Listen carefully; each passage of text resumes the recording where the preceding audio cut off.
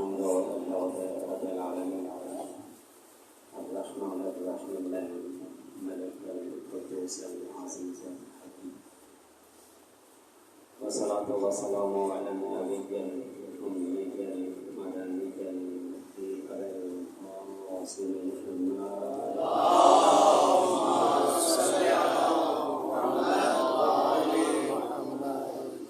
محمد طيبين الطاهرين المعصومين المظلومين ولعنة الله على أعدائهم أما بعد فقد قال الله تبارك وتعالى في محكم كتابه المجيد والفرقان الحميد وقوله الحق وهو أصدق الصادقين يريدون أن يدخلوا نور الله بأفواههم ويأبى الله إلا أن يتم نوره ولو كره الكافرون. اللهم صل على محمد وآل محمد. أذان گرامی صاحبان ایمان اور عزیزان مظلوم موجودہ حالات کے تناظر اور غیبت امام زمان صلی اللہ علیہ وسلم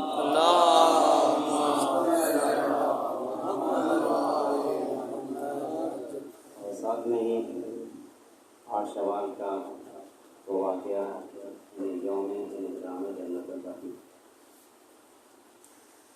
اور موجودہ دور کے حالات ان چیزوں کو مد نظر رکھتے ہوئے کچھ قرآن حکیم کی آیات مبارکہ کا انتخاب کیا اور بس انہیں آیات کی تلاوت اور یہ چاہ رہے ہیں کہ تاکہ تھوڑا سا اپنے وقت کے امام سے متعلق جیسا کہ دور کا تقاضا بھی ہے جو موجودہ صورتحال چل رہی ہے اس میں مومن کی ذمہ داری بنتی ہے کہ زیادہ سے زیادہ اپنے دور کی حجت کو یاد کرے اور اپنے دور کی حجت کو یاد رکھنے کا بہترین طریقہ کیا ہے؟ اللہ نے ان کا جس انداز میں ذکر کیا اسی ذکر کو لوگوں کے سامنے بیان کرے. سبحان اللہ. اس خالق عرض و سما نے جس طرح سے ان کا ذکر خیر کیا تو اسی کو بس آپ کی خدمت میں بیان کریں گے انشاءاللہ. آپ کی توجہات کے طالب ہیں. ہم اس سلسلے کا آغاز کرتے ہیں. ایک مرتبہ میں کرتے ہوئے بابا کی بنا صاحب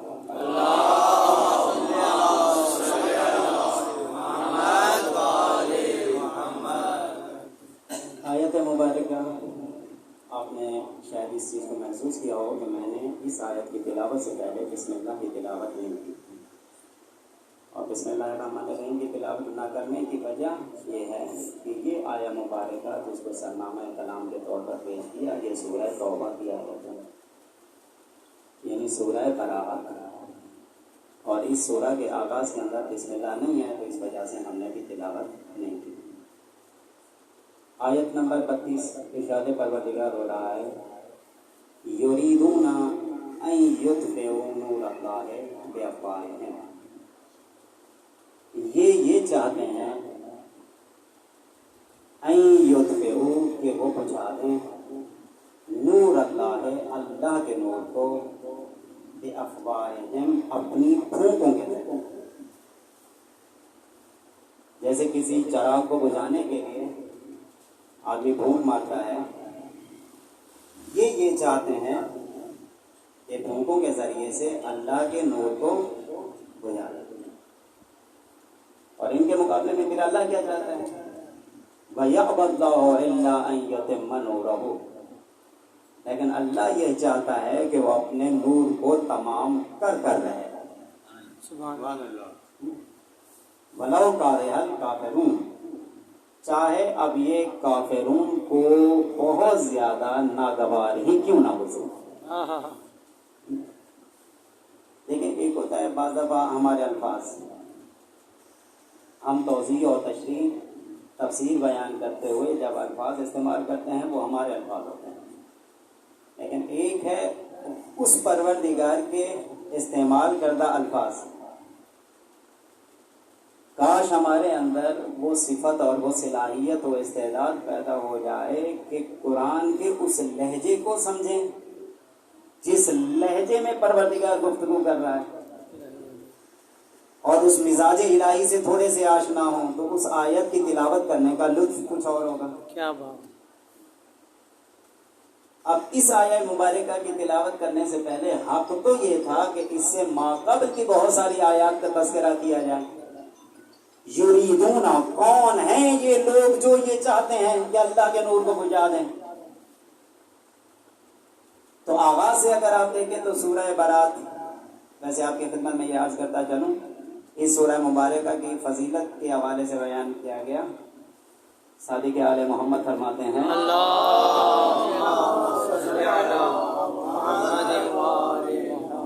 کہ جو شخص ایک مرتبہ پورے ماہ میں، ایک مہینے میں سورہ انفال اور سورہ توبہ کی تلاوت کرے تو پروردگار اس کے اندر روح نفاق کو کبھی نہیں آنے دے گا. روح نفاق کا مطلب منافقت اس میں کبھی پیدا نہیں ہوگی، اور پروردگار اس کو مولا کائنات کے حقیقی شیعوں میں سے شمار کرے گا. سبحان اللہ، سبحان اللہ. یہ اس سورہ مبارکہ کی فضیلت کے حوالے سے. یا ایک اور موقع پر جناب ختم مرتبت محمد مصطفیٰ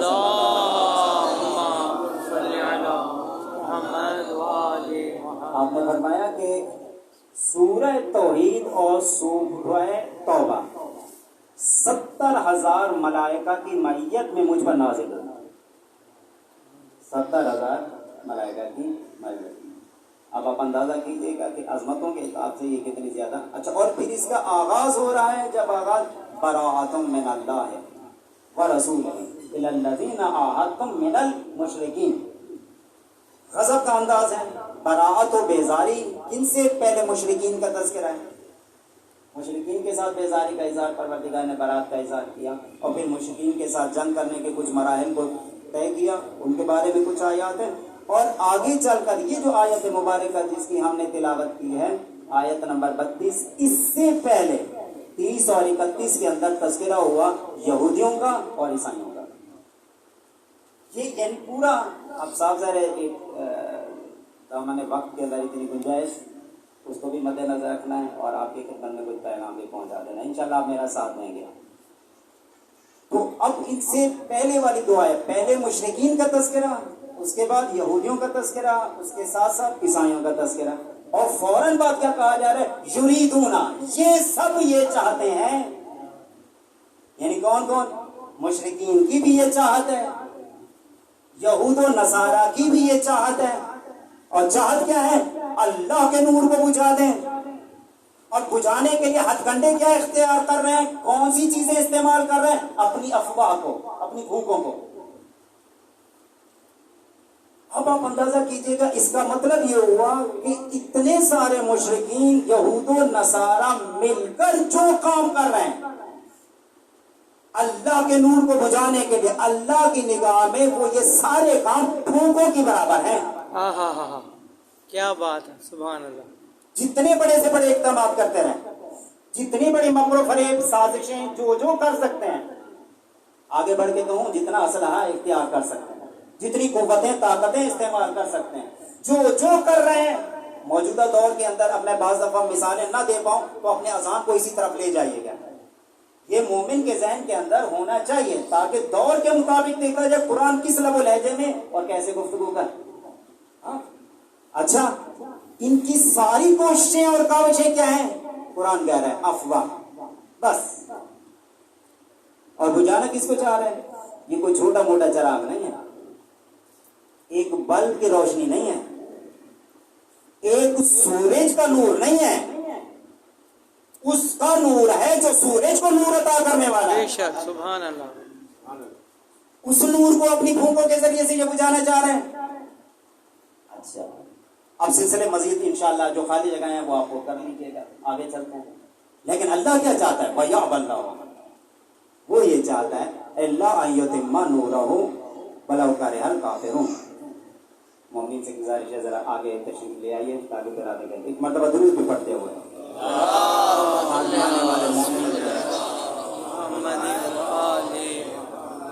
اللہ تعالیٰ آپ کے دلوں میں وسعت پیدا کرے. جس طرح سے آپ آنے والوں کے لیے وسعت پیدا کر رہے ہیں, پروردگار آپ کے دلوں کے اندر وسعت پیدا کرنا ہے. ایک مرتبہ پھر بھی صلوات پڑھ لیجیے.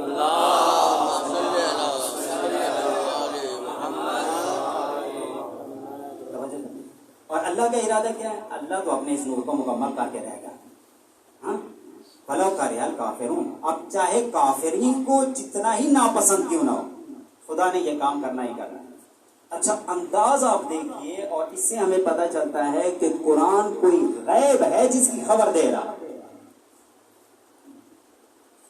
آغاز رسول خدا سے ہوا تھا, وہ نور الہی, دین اسلام نور الہی, پہنچانے والا خدا کا بھیجا ہوا نور.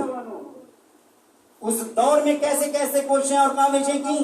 ایک ہستی کے ذریعے سے آغاز ہوا اور سلسلہ کہاں تک پہنچا کہ مدینہ منورہ کے اندر واقعاً ایک اسلامی حکومت قائم ہو گئی, اور پھر اس کے خلاف سازشیں کرتے رہے, اور مسلسل عالم اسلام کے خلاف جو ہوتا رہا وہ آپ کے سامنے ہے. لیکن دین اسلام مزید آگے سے آگے, زیادہ بہتر سے بہتر, علاقوں کے حوالے سے دیکھیں, فتوحات کے حوالے سے دیکھیں, یا پیغام کے دنیا کے مختلف کونوں میں پہنچنے کے لحاظ سے دیکھیں, اور مسلمانوں کی تعداد کے پوائنٹ آف ویو سے آپ دیکھتے چلے جائیں, ہر سلسلے کے حوالے سے آپ دیکھیں وہ سلسلہ آگے بڑھتا بڑھتا بڑھتا چلا, لیکن ابھی تک مکمل نہیں ہوا. اللہ نے اس کو تمام کرنا ہے, اس کا انتظار ہے, آگے چل کر یہ مکمل ہوگا, ابھی مکمل نہیں ہوا ہے. یا اللہ الا ان یتم نورہ, اللہ اپنے اس نور کو تمام کر کے رہے گا. اچھا, اسی کے فوراً بعد والی جو آیت ہے وہ مشہور ترین آیت ہے. آپ پریشان تو نہیں ہو رہے, میرا ساتھ دے رہے ہیں؟ اچھا, آپ یہ بھی خیال رکھیے گا کہ میں جس انداز میں لے کے چلنا چاہ رہا ہوں, مجھے کوئی خطابت کا اظہار نہیں کرنا یہاں پر. میں یہ چاہ رہا ہوں جو پیغام ہے اس کو اسی انداز میں آپ کی خدمت میں ذرا پہنچا دوں, تو تھوڑا سا میرا ساتھ دیجیے گا. کہیں پر خطابت کے حوالے سے کوتاہی ہو جائے تو وہ میری غلطی سمجھ کر درگزر کیجیے گا, لیکن میں چاہ رہا ہوں تھوڑے مفاہیم زیادہ سے زیادہ آپ کی خدمت میں پہنچ. پر محمد و آل محمد صلوات اللہم صلی علی محمد و آل محمد. فوراً بعد والی آیت مبارکہ یعنی آیت نمبر 33, وہ آیت مبارکہ, هو الذی ارسل رسولہ بالہدی ودین الحق, وہی تو ہے وہ. کبھی اللہ نے توفیق عطا کی تو آپ کی خدمت میں عرض کروں گا, اللہ نے ہو کا لفظ استعمال کیا ہے, هو الذی. یہ کوئی اتنا بڑا کارنامہ ہے کہ اللہ نے اپنے نام کا استعمال نہیں کیا, اپنی ذات کو سامنے رکھا. سبحان اللہ, سبحان اللہ. کن ہے, قل هو اللہ, اللہ بعد میں آیا, ہو کا تذکرہ پہلے ہے. قل هو اللہ. جب بھی یہ ضمیر استعمال ہوتی ہے عربی زبان میں نام کی جگہ پر, وہ کنہ حقیقت کی طرف اشارہ ہوتا ہے, ذات کی طرف اشارہ ہے. سبحان اللہ, سبحان اللہ. ذرا آگاہ تو ہو جاؤ, کون ہے یہ کہہ رہا ہے کہ میں اپنے نور کو مکمل کر کے رہوں گا. اس ذات پر توجہ رکھو, وہ کتنا قدرت مند ہے, وہ کتنا طاقتور ہے. اس نے پوری تاریخ انسانی کے اندر کیسے کیسے اپنی قدرت کا مظاہرہ کیا, اس سب پر نگاہ رکھو, اس ذات پر نگاہ رکھو. وہی تو ہے وہ. ارسل رسولہ, جس نے اپنے رسول کو بھیج دیا, بالہدی ہدایت کے ساتھ, ودین الحق اور دین حق کے ساتھ. کیوں بھیجا؟ لیظہرہ علی الدین کلہ, تاکہ تمام ادیان پر اس کے دین کو غالب کرے. فلو کارہ المشرکون, پہلے کافرون کا تذکرہ تھا, اب مشرکون کا تذکرہ. چاہے اب یہ مشرکین کو ناقابل ہی کیوں نہ ہو, ان کے لیے ناپسندیدہ ہوگا اور ان کو بہت زیادہ ناپسند ہوگا, لیکن پروردگار یہ کام کر کے رہے گا. اچھا, اب لوگوں سے سوال کیا جائے تو جناب ختم مرتبت بھی آ چکے, دین بھی آ گیا, ہدایت بھی پہنچ گئی, کیا یہ دین تمام ادیان پر غالب ہو گیا؟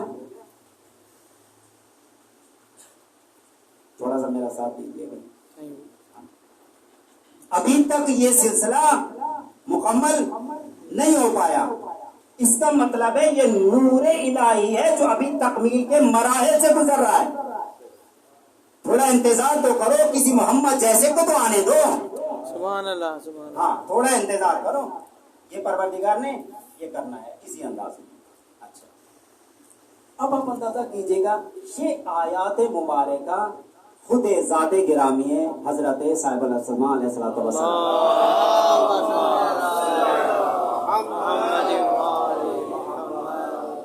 آپ کی شان کے حوالے سے ہیں. ظاہری طور پر باطنی طور پر امام کے دور میں آ کر یہ سارے معاملات مکمل ہونے. اب دنیا کے موجودہ حالات کو بھی دیکھیے گا اور اس کو بھی ذہن میں رکھتے ہوئے تھوڑا سا مجھے اور اجازت دیجیے, میں تھوڑا آگے چلنا چاہ رہا ہوں تاکہ کچھ اور آیات کے ذہن میں آپ کے سامنے قرآن نے جو نقشہ کھینچا وہ ہمارے سامنے آ جائے. سورہ مبارکہ قصص آغاز سے ہی اچھا یہ ہوا بھی یاد رکھیے گا, خدا پر اس کی ذات پر یہ دونوں آیات علم غیب سے متعلق ہیں. پریڈکشن ہے, پیشن گوئی ہے جو ابھی تک مکمل نہیں ہو پائی, آگے جا کر مکمل ہو. اب آئیے سورہ قصص کے اندر آیت نمبر 5 ارشاد ہوا وَنُرِيدُ أَن نَّمُنَّ عَلَى الَّذِينَ اسْتُضْعِفُوا فِي الْأَرْضِ. دیکھیں یہاں پر تھا یریدون, یہ چاہتے ہیں مشرکین یہود و نصارہ, یہ چاہتے ہیں کیا کریں, اللہ کے نور کو بجھا دیں. یہاں پر اب کیا تذکرہ ہو رہا ہے اس آیت مبارکہ میں, نریدو, ان کی چاہت تو یہ ہے. اب ہماری چاہت تو سنو, سبحان اللہ سبحان اللہ. ہماری چاہت کیا ہے, نرید ان نمنا, کہ ہم احسان کریں. کن پر احسان کریں, علی الذین استضعفوا فی الارض, ان لوگوں پر احسان کریں جن کو زمین پر کمزور بنا دیا گیا. ہمارا ارادہ یہ ہے کہ ہم احسان کریں. کن پر احسان کریں, ان لوگوں پر جن کو زمین پر کمزور و لاچار بنا دیا گیا. اچھا یہ کمزور و لاچار لوگ کون تھے جن کو بنا دیا گیا؟ یہ سورہ قصص کا بالکل آغاز ہے. آغاز کی آیت 5 نمبر آیات ہے, اس سے پہلے 4, اس سے پہلے 3, اس سے پہلے 2 اور اس سے پہلے 1 سورہ قصص. اچھا اب آپ اندازہ کیجئے گا اس سورہ کی فضیلت کے حوالے سے بھی ایک جملہ میرے ذہن میں آ رہا ہے تو آپ کی خدمت میں عرض کرتا چلوں تاکہ ہمارے نوجوانوں کے اندر وہ اشتیاق اور شوق اور جذبہ پیدا ہو, فضیلت کا اندازہ ہو. اسی فضیلت سے دراصل ہمیں قرآن کے اندر اس سورہ میں بیان کی ہوئے مفاہیم کی عظمت کا اندازہ ہوتا ہے. فرمایا کہ جو ایک مرتبہ سورہ قصص کی تلاوت کرے گا, پروردگار جناب موسیٰ پر ایمان لانے والے افراد کی تعداد, اب حضرت موسیٰ علیہ السلام کب آئے, ہزاروں سال پہلے کا وہ سلسلہ یاد رکھیے گا, اور آج تک قیامت تک, کیونکہ عیسائی بھی حضرت عیسیٰ علیہ السلام موسیٰ علیہ السلام پر ایمان رکھتے ہیں, مسلمان بھی ایمان رکھتے ہیں, اور قیامت تک آنے والے تمام افراد. تو جتنے افراد حضرت موسیٰ علیہ السلام پر ایمان لائے, یا جتنے افراد جنہوں نے تکذیب کی یعنی ان کو جھٹلایا, ان کی تعداد کے برابر نہیں, ان کی تعداد کے 10 گنا زیادہ. کیا بات. اب میں وہ فگر کیسے بتاؤں, ہزاروں لاکھوں کروڑوں اربوں انسانوں کا تذکرہ جتنے موجود ہو چکے اور آئیں گے. حضرت موسیٰ پر ایمان رکھنے والے افراد یا ان کی تکذیب کرنے والے یعنی جھٹلانے والے افراد, ان کی تعداد کو بھی 10 سے ملٹیپلائی کرو تو جتنی تعداد بنے گی پروردگار ایک مرتبہ سورہ قصص کی تلاوت کرنے کے نتیجے میں اس کو اتنا ثواب عطا کرے گا. سبحان اللہ. نہیں, آگے بھی کہا, اور کہا کہ ارض و سما میں کوئی ایسا فرشتہ نہیں ہے جو قیامت کے دن اس کی سچائی اور صداقت کی گواہی نہ دے. سبحان اللہ. یہ سوال.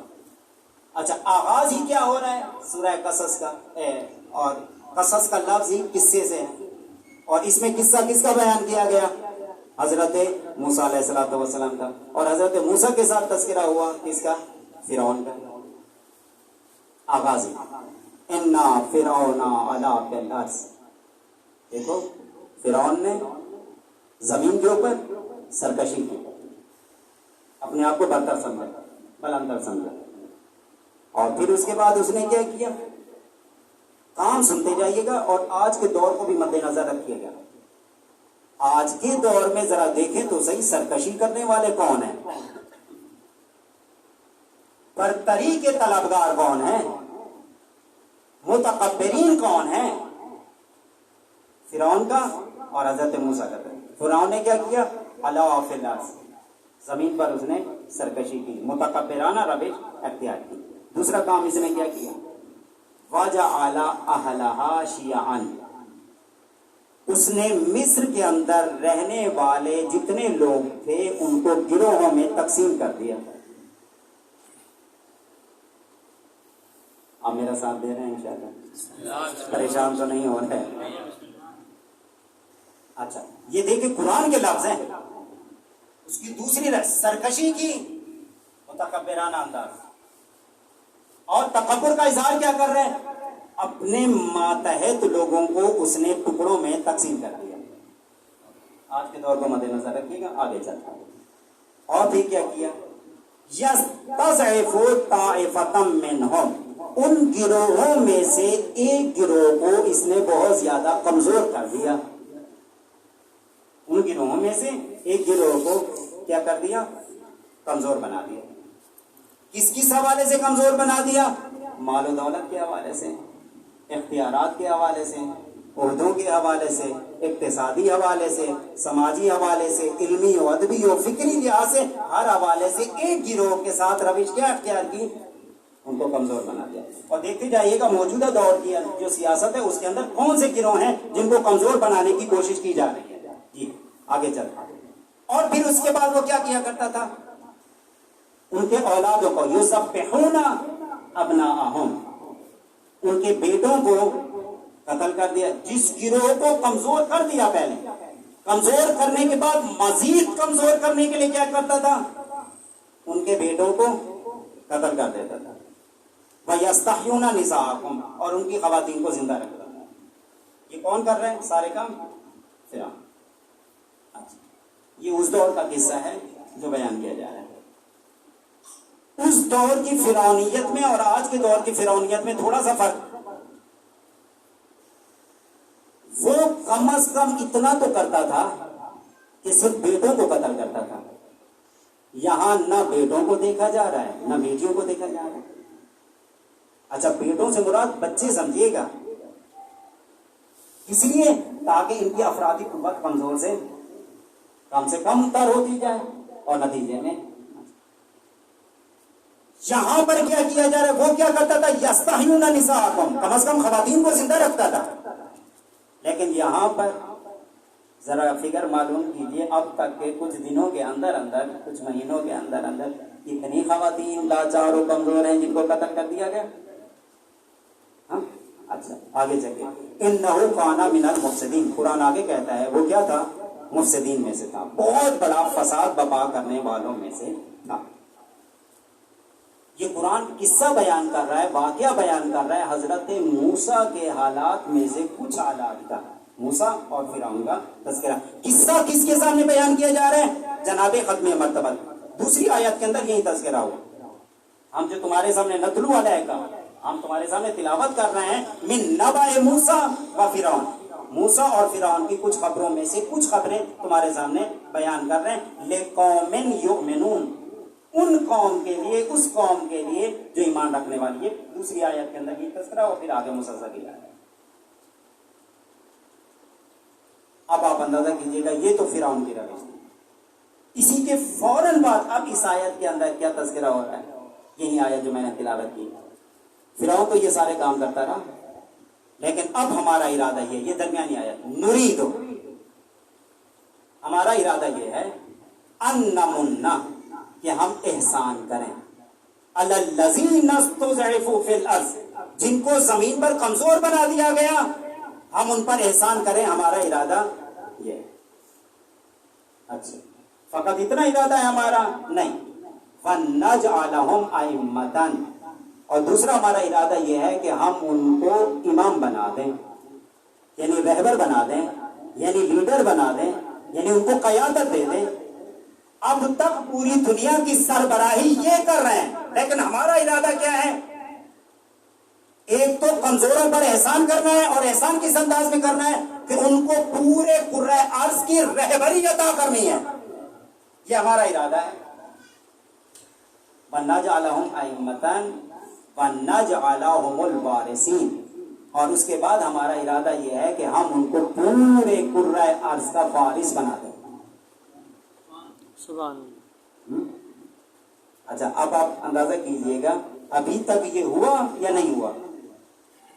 جیسے گزشتہ آیات کے حوالے سے میں نے ایک سوال کیا تھا تمام کر کے پروردگار رہے گا، ہوا یا نہیں ہوا؟ ابھی تک نہیں ہوا۔ دین بھی تمام ادیان پر غالب نہیں ہوا، ہونا ہے۔ یہاں پر بھی آپ دیکھیں پروردگار نے احسان کرنا ہے۔ کیا احسان کرنا ہے؟ جو کمزور ہیں، دیکھیں یہ عالمی پیمانے کی کچھ باتیں ہیں جو آپ کی خدمت میں عرض کرنے کی کوشش کر رہے ہیں، اور بہت اختصار کے ساتھ اور بہت جلدی کے ساتھ۔ اچھا، اور فقط اتنا نہیں، اس کے بعد قرآن آگے بھی کہتا ہے ہمارا ارادہ یہ ہے کہ ہم کمزور جن کو بنا دیا گیا زمین میں، ان کے اوپر ہم احسان کریں، اور پھر ان کو زمین کا اختیار اور حکومت ان کو عطا کریں، ان کو پورے زمین کے اوپر امام بنائیں، یعنی پوری زمین کا لیڈر بنائیں، قیادت ان کے ہاتھوں میں دے دیں، اور اس کے بعد کیا کریں؟ پورے روئے زمین کا ان کو وارث بنا دیں۔ اور آگے وَنُمَكِّنَ لَهُمْ فِي الْأَرْضِ، اور پھر ہم زمین پر ان کو استحکام عطا کریں، یعنی ان کی حکومت ایسی بنائے کہ کوئی گرانے کی کوشش بھی کرے تو حکومت نہ گرے۔ سبحان اللہ۔ اب تک فرعون آئے چلے گئے، حکومتیں ختم ہو گئی، اس کا مطلب ہے جتنے بھی کارنامے سر انجام دیے، جتنا بھی اقتدار استعمال کیا، اختیار حاصل کیا، وہ سارا کا سارا اقتدار اور حکومتیں ختم ہو گئی، لیکن یہ اقتدار ایسا عطا کریں گے جو قیامت تک ختم نہ ہوگا۔ وَنُمَكِّنَ لَهُمْ فِي الْأَرْضِ، اور ہم ان کو زمین کے اوپر استحکام عطا کریں، ثابت قدمی عطا کریں، اور ایسی ثابت قدمی ہو کہ جس کو کوئی گرانے والا، ہٹانے والا، مٹانے والا کوشش کرتا رہے، کوشش کر کر کے ناکام ہو جائے گا، لیکن اپنی کوششوں میں کامیاب نہیں ہوگا۔ آپ توجہ فرما رہے ہیں، میرا ساتھ دیں۔ اب اگر میں ساتھ ساتھ یہ مثالیں بھی بیان کرنا شروع کروں تو بہت طویل تر بات ہو جائے گی، لیکن الحمدللہ صاحبان علم و معرفت اور نورانی چہرے میرے سامنے اور روشن چہرے میرے سامنے موجود ہیں، اور روشن فکر رکھنے والی شخصیات موجود ہیں، تو انشاءاللہ بہت ساری چیزوں کو آپ اپنے انداز میں اسے مکمل کریں۔ اچھا، یہ جناب موسیٰ علیہ السلام کے تذکرے کے ذیل میں یہ آیات درمیان میں آ گئے، 5 نمبر آیت اور آیت نمبر 6۔ اب تھوڑا سا سلسلہ اور آگے بڑھاتے ہوئے اگر چلیں گے تو آیت نمبر 38 کے اندر قرآن نے تذکرہ کیا فرعون کے ساتھ حامان کا۔ اچھا، یہ حامان کون تھا؟ یہ اس دور کی بات ہو رہی ہے کہ جب حضرت موسیٰ علیہ السلام آئے تھے ان کے پاس، اور اس کے بعد انہوں نے جب پروردگار کا پیغام پہنچایا تو اس وقت فرعون نے حامان سے کہا تھا کہ جاؤ میرے لیے ایک بہت بڑا برج تعمیر کرو،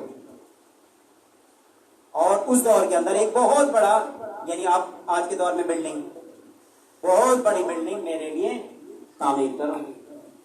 اچھا، تھوڑا آگے چل کے پھر قارون کا تذکرہ ہو رہا ہے۔ قارون سمبل ہے مال و دولت کی، جس کے خزانے اتنے زیادہ تھے کہ جس کی چابیاں بہت سارے گروہ مل کر اٹھایا کرتے تھے۔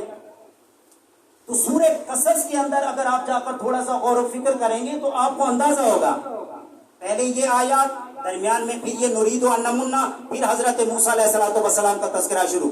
اچھا، تذکرہ کہاں سے شروع ہو رہا ہے؟ جب حضرت موسیٰ علیہ السلام بنی اسرائیل کے اندر آ جاتے ہیں، اللہ نے ان کو دنیا میں بھیجا، اور دنیا میں بھیجنے کے بعد ماں کے پاس رہنا نصیب نہ ہوا، دریائے نیل کے سپرد ہوئے، اور سلسلہ آگے بڑھا، فرعون کے گھر میں پہنچے، اور فرعون کے ہاتھوں میں اسی کے محلات میں پرورش پائی۔ یہ آگے قصہ اسی انداز میں تھوڑا سا بیان ہوتا رہا۔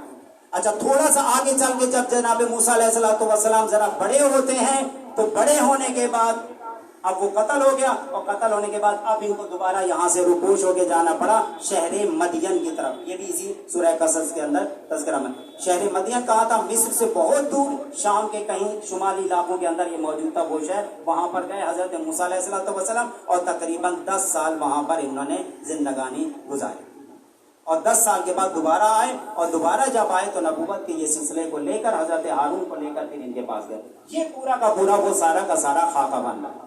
اچھا، اب اس خاکے کو اس انداز میں لے آئیے۔ جب اللہ کی آخری حجت دنیا میں تشریف لائے تو دائیں بازو پر لکھا ہوا تھا جاء الحق وزهق الباطل ان الباطل کان زہوقا، بے شک حق آ گیا، باطل چلا گیا، اور باطل تو ہے ہی مٹ جانے کے لیے۔ امام کے دائیں بازو پر یہ آیت مبارکہ، اور اس کے ساتھ ساتھ امام کے معصوم ہونٹوں سے جو صدا بلند ہو رہی تھی وہ یہی آیت تھی، وَنُرِيدُ أَن نَّمُنَّ، ہمارا ارادہ ہے کہ ہم احسان کریں. کن پر احسان کریں؟ جن کو زمین پر کمزور بنا دیا گیا. وَنَجْعَلَهُمْ أَئِمَّةً، اور ہم ان کو امام کرا دیں. وَنَجْعَلَهُمُ الْوَارِثِينَ، اس آیت مبارکہ کی تلاوت.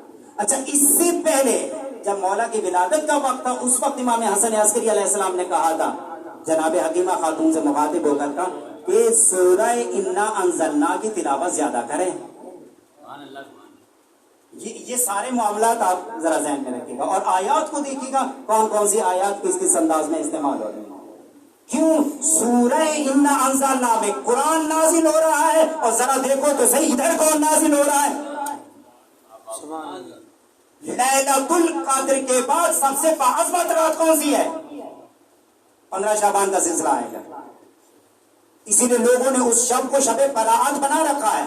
بہت سارے لوگ عبادت بھی کر رہے ہیں اور کہہ رہے ہیں بہت فضیلت والی رات ہے. بھائی فضیلت والی رات کیوں ہے؟ بھائی شب بیست ہے، بہت فضیلت والی رات ہے. معراج والی رات ہے، بہت فضیلت والی رات ہے. لیکن اس رات کی فضیلت کیوں ہے؟ کیونکہ معراج ہو گئی. اس رات کی فضیلت کیوں ہے؟ کیونکہ رسول خدا کو مبعوث پر رسالت کیا گیا. تو ہر اسی طرح سے ربیع الاول کا سلسلہ لے لیجیے، چاہے 12 ربیع الاول سے لے کر 17 ربیع الاول تک چلے، بہت باعظمت راتیں ہیں. کیوں راتیں ہیں؟ اس وجہ سے دیکھو تو صحیح کون آ رہا ہے. لیکن 15 شعبان کو ہر کوئی منا رہا ہے اور پتہ ہی نہیں ہے کہ کیوں منا رہا ہوں. فضیلت کو مانا جا رہا ہے. اللہ اس رات نجات دے گا. برات کا مطلب بھی کیا ہے؟ نجات ہے. کس سے نجات؟ کوئی کہہ رہا ہے گناہوں سے نجات، کوئی کہہ رہا ہے مشکلات سے نجات، کوئی کہہ رہا ہے جہنم سے نجات، کوئی اب آگے تھوڑا سا پڑھو تو پتہ یہ چلے گا کوئی اور ہستی ہے جو اس رات آئی ہے جس کے نتیجے میں پروردگار تمام ظلم و ستم سے عالم انسانیت کو نجات دلائے گا. سبحان اللہ، سبحان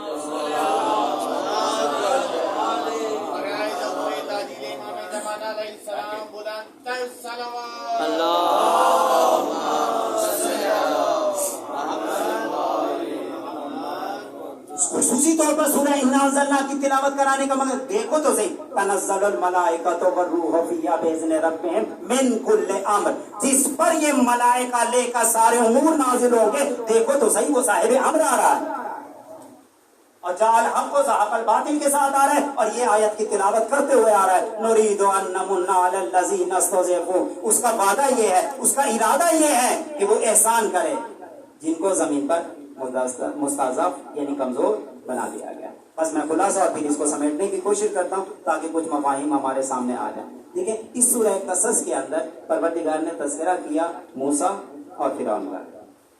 یعنی اس کا مطلب ہے حضرت موسیٰ خدا کی طرف سے نمائندے، اس کا سیمپل علامت، اور مقابلے میں کون ہے؟ اتنی بڑی قوت اور طاقت فرعون کی صورت میں. اس دور کی قوت و طاقت آج دیکھ لو وہ ساری قوتیں اور طاقتیں نابود ہو گئی، اور موسیٰ کا نام اور تذکرہ کی شان و شوکت کے ساتھ آسمانی کتابوں کے اندر، دنیا کے ہر کونے کے اندر جو بھی اہل کتاب ہوگا موسیٰ کا ماننے والا ہوگا. کیسے نام روشن تھا یہ سلسلہ. تھوڑا اور آگے سلسلہ، حضرت موسیٰ کے دنیا میں آنے سے پہلے کیا اہتمام کیا گیا؟ بچوں کو قتل کرایا گیا تاکہ کسی طرح سے یہ موسیٰ نہ آنے پائے.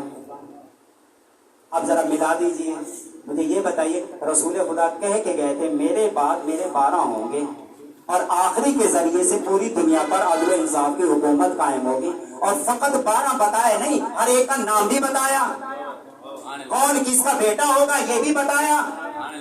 حضرت موسیٰ کے دور میں فرعون کو پتا نہیں تھا کہ موسیٰ کہاں پیدا ہوں گے، اسی لیے دائیوں کو معین کیا، اور دائیاں بھی وہ جو اس کی اپنی قوم میں سے تھیں، کفتیوں میں سے تھی، کہ جا کر بنی اسرائیل کے اندر بھی ان کے گھروں میں جا کر چیک کرنا ہے کہاں پر. پتا نہیں تھا تو کیا کیا؟ قتل کرواتا رہا. لیکن ذرا مجھے یہ بتائیے وہ دور کے ظلم و ستم کو مد نظر رکھتے ہوئے اس دور میں آ جائیے، یہاں پر تو حسن عسکری کا بھی پتا ہے، یہ بھی پتا ہے کہ یہ 11واں ہے، اور یہ بھی پتا ہے کہ اب انہی کے ذریعے سے ہی بارواں آئے گا. اس دور میں حضرت موسیٰ کے دنیا میں آنے کو روکنے کے لیے کتنی زیادہ مشکلات اور دشواریاں اور ان کو پیدا کیا گیا. اب ذرا مجھے بتائیے اس دور کے اندر کیا کیا گیا؟ اس سلسلے کا آغاز کربلا سے ہو گیا تھا، قتل کر دیا نا. اب پامال کرنے کی کیا ضرورت ہے؟ گھوڑے دوڑا کر لاشوں کو جو پامال کیا گیا وہ کیا تھا؟ نام و نشان ہی مٹا دیا گیا. اور آگے دیکھتے رہیے، کسی کو زہر دیا، کسی کو قید خانوں میں رکھا. اور اس حجت کے آتے آتے یقین مانے، بس تھوڑا سا اپنی آنکھوں پر ذرا ضبط رکھیے گا. بس آپ ہی جاتے تو یہ آل محمد کا تذکرہ ہی ایسا ہوتا ہے، جب جی چاہے آنسو بہا دیں اور جب جی چاہے دل سے ان کے اوپر درود کی صدائیں بلند ہونا شروع ہو جائیں. ان کے فضائل ہی ان کے مذاہب ہیں.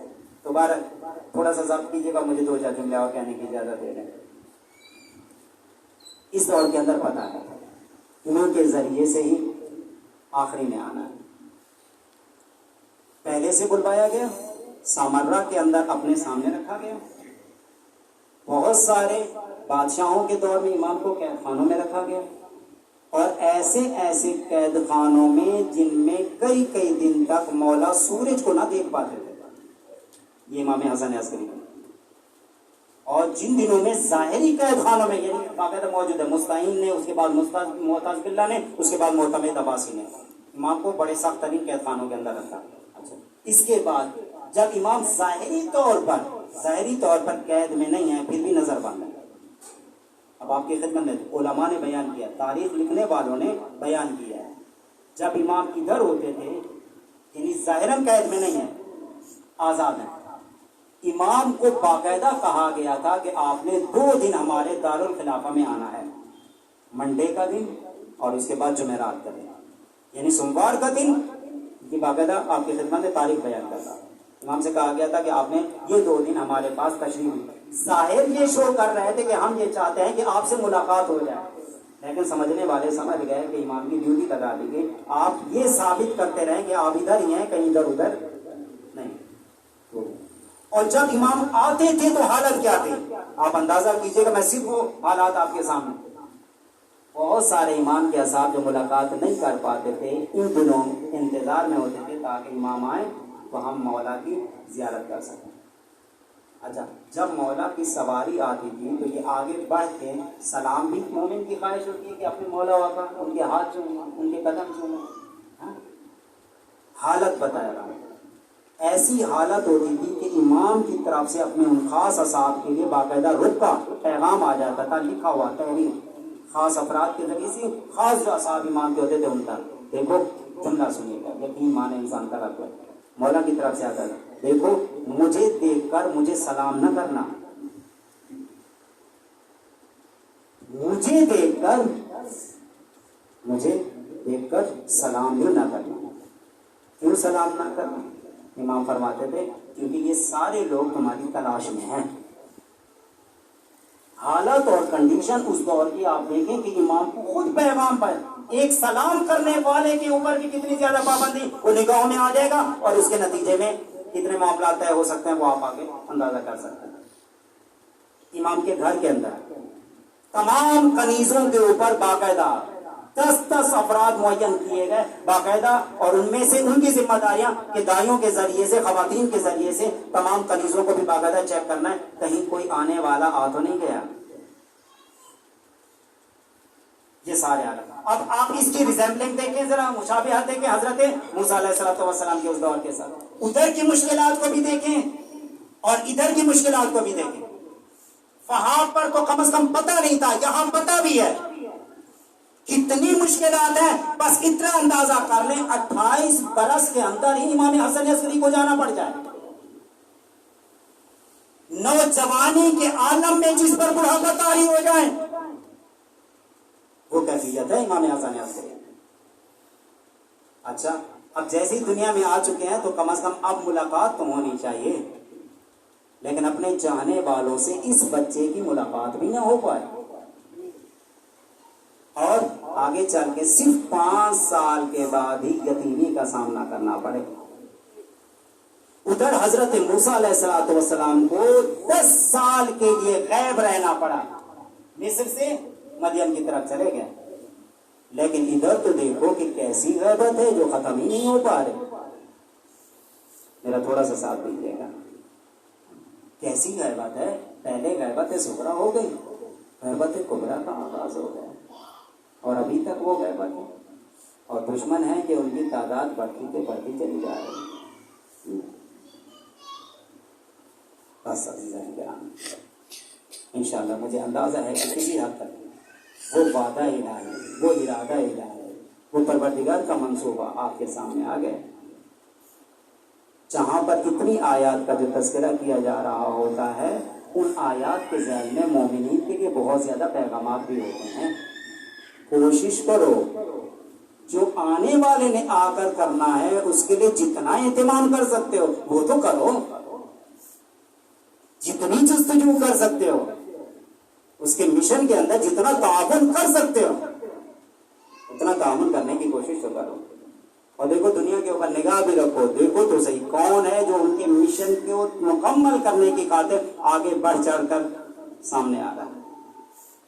پوری دنیا میں سارے ایک طرف ہو گئے، بس ایک ہی ہے جو ایک طرف ہے، اور اسی کے اوپر بھی تنقید. اور میں کیسی مثالیں اور کیا آپ کے سامنے بیان کروں؟ ذرا دیکھو تو صحیح، باطل قوتیں اکٹھی ہو گئی ہیں. اچھا ادھر کس کے لیے اکٹھی ہو گئی ہیں؟ ظالم کے لیے اکٹھی ہو گئی ہیں. اور ظالم کیسا ہے؟ جو نہ بچوں کو چھوڑ رہا ہے نہ بڑوں کو، جو نہ ماؤں کو چھوڑ رہا ہے نہ بہنوں کو. آگے بڑھ کے کہوں ذرا دیکھو تو صحیح، بچوں کو روتے ہو تو دیکھو، بچہ پکارتا ہوا نظر آتا ہے، بابا نظر نہیں آتا. اور باپ ہے کہ اپنے چھوٹے بچوں کو تلاش کر، بچے نظر نہیں آ رہے. ذرا دیکھو تو صحیح کیسا ظلم و ستم اس وقت بپا کیا جا رہا ہے، کیسے بے گناہوں کو اس انداز میں قتل کیا جا رہا ہے، اور باطل قوتیں اس کے سامنے اس کی حمایت ہی. اور اس کے مقابلے میں اگر کوئی ایک مظلوموں کے لیے کھڑا ہو گیا تو اتنا تعاون تو کم از کم کر لو، کم از کم، اور کچھ نہیں تو اپنے الفاظ پر تو کنٹرول کر لو، اور کچھ نہیں تو کم از کم الفاظ کی حد تک تو مدد کر دو. جو ادھر الفاظ کی حد تک مدد نہ کرے وہ اتنے بڑے پیمانے پر جو مظلوموں کی حمایت اور مدد اور نصرت کرنے والا آئے گا اس کے لیے کیسے الفاظ ادا کریں گے، کیسے اپنے جان و مال کے نذرانے پیش کریں گے. بس عزاداران مظلوم کربلا، عزاداران امام زمانہ، 5 سال کا بچہ ہو اور یتیمی کا سامنا کرنا پڑے، وہ کیسا مظلوم ہوگا جس کو اپنے بابا کی محبتیں مکمل حاصل کرنے کا بھی وقت نہ دیا. آپ کے سامنے بتانے کی ضرورت ہے، چھوٹے چھوٹے بچے ہوں اور یتیم ہوں، یہ 5 سال کا سن مبارک ہے. اور ادھر میدان کربلا کو بھی دیکھیں، کوئی حسین کی بچی تھی، یتیمی کا عالم تھا، اور بابا کے جانے کے بعد لوگوں کو دلاسا دینا چاہیے. لیکن یہاں لوگ کیا کرتے ہیں؟ جس کے بس میں جو ہے وہی کرتا ہے. کوئی تازیانے مارتا ہے، کوئی تماچے مارتا ہوا نظر آتا ہے. آئیے ذرا آپ دیکھیں امام زمان کو مخاطب، مولا آپ کی اس مصیبت کے اوپر ہم آپ کو پرسہ پیش کرتے ہیں. 5 برس کا عمر مبارک ہے اور اپنے بابا سے جدائی کا سامنا کرنا پڑے، اور ایسے عالم میں کہ بابا کے سامنے آ کر بابا کی محبتوں کو بھی حاصل نہ کر پائے.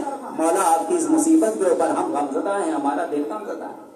مولا کتنے آپ کے دشمن موجود تھے اس دور میں بھی اور آج کے دور میں بھی موجود ہیں، لیکن مولا و آقا آپ ہی ہیں ہماری امید، آپ ہی ہیں مظلوموں کی تنا امید. اور مولا فقط مظلوموں کی امید نہیں ہے، اے میرے مولا آپ اس مظلومہ بی بی کی بھی امید ہے جس کے پہلو کے اوپر جب چلتا ہوا دروازہ گرا تھا تو اس نے اس وقت بھی آپ کو بلایا تھا. اے میرے مولا و آقا آپ اس کی بھی امید ہے. ارے جس کے دروازے کے اوپر اگر فرشتے بھی آتے تھے تو اجازت لے کر آتے تھے. اے میرے مولا و آقا لیکن ان کے بابا کے جانے کے بعد انہی کے دروازے کے اوپر لوگ آگ لے کر آئے تھے. اے میرے مولا و آقا جب چلتا ہوا دروازہ گرا تھا تو اس وقت اس بیوی نے آپ کو یاد کیا تھا، کہاں ہے اے میرے مولا و آقا؟ آئیے ذرا اس مظلومہ کی صدا پر لبیک کہیے، اے میرے مولا و آقا۔ وہاں پر دروازے کو آگ لگی تھی اور آپ کو پکارا تھا، لیکن آج دور یہ آ چکا، ارے 8 شبان ہے، اس بی بی کی قبر مبارک کو بھی اس عالم میں پامال کیا گیا کہ ان کے روزے کو بھی منہدم کیا۔ ارے وہاں پر دروازے کو جلایا گیا، یہاں پر مزار کو بھی گرا دیا گیا۔ ہائے قبر کے اندر بھی بی بی کی انداز میں تڑپتی ہوگی اور آپ کو پکارتی ہوگی، اے نا صاحب الزمان، ارے کہاں ہے وہ صاحب الزمان جس کے آنے کے بعد بی بی کی مصیبتوں کا متابہ ہوگا؟ اے میرے مولا و آقا، آپ تشریف لائیے تاکہ مظلومین کی مدد کا اہتمام ہو۔ الا لعنت اللہ علی القوم الظالمین وسیعلم الذین ظلموا ای منقلب ینقلبون۔ اے پاک پروردگار، محمد اور آل محمد کی عزت عظمت کا واسطہ ہماری اس خالص عبادت کو اپنی بارگاہ میں قبول و مقبول فرما۔ پروردگار، ہمارے یہ ہاتھ گناہ گار، ہماری زبانیں گناہ گار، یہ آنکھیں گناہ گار، لیکن پروردگار تیرے کلام پاکیزہ و طیب کا تذکرہ کیا، تیری معصوم ہستیوں کا تذکرہ کیا، تیری وہ طاہر ہستیوں کا تذکرہ کیا، ان کے وسیلے سے تیری بارگاہ میں التجا کرتے ہیں کہ ہمارے بڑوں کے، ہمارے نوجوانوں کے، ہماری مستورات کے، ہماری بچیوں کے، سب کے گناہ کبیرہ و صغیرہ کو معاف فرما۔ آئندہ زندگانی میں بھی تمام گناہوں سے محفوظ رہنے کی توفیق عطا فرما۔ پروردگار، محمد اور آل محمد کی عزت و عظمت کا واسطہ دے کر تیری بارگاہ میں التجا کرتے ہیں، جن جن گھروں کے اندر تیرا ذکر ہو رہا ہے، تیری کتاب کا تذکرہ ہو رہا ہے، تیرے حبیب کا تذکرہ ہو رہا ہے، تیرے حبیب کی آل کا ذکر ہو رہا ہے، پروردگار ان گھروں پر اپنی خاص رحمتیں اور برکتیں نازل فرما۔ ان گھروں میں رہنے والوں کی تمام مشکلات کو دور فرما، تمام مصیبتوں کو دور فرما۔ ان گھروں میں جو بیمار و علیل ہے، پروردگارہ جناب سیدہ کا واسطہ ان کو جلد از جلد شفاء کل عاجل عطا فرما، اور جسمانی بیماریوں کے ساتھ ساتھ روحانی بیماریوں سے بھی نجات عطا فرما۔ پروردگارہ جو رزق کے حوالے سے پریشان حال مومنین و مومنات ہیں، ان کو اپنی بارگاہ سے پاکیزہ رزق عطا فرما، اور جسمانی رزق کے ساتھ ساتھ روحانی رزق بھی عطا فرما۔ پروردگارہ، محمد اور آل محمد کی عزت عظمت کا واسطہ علوم محمد اور آل محمد کو حاصل کرنے، اس پر عمل کرنے اور ان کے پیغام کو دنیا کے کونے کونے میں عام کرنے کی توفیق عطا فرما۔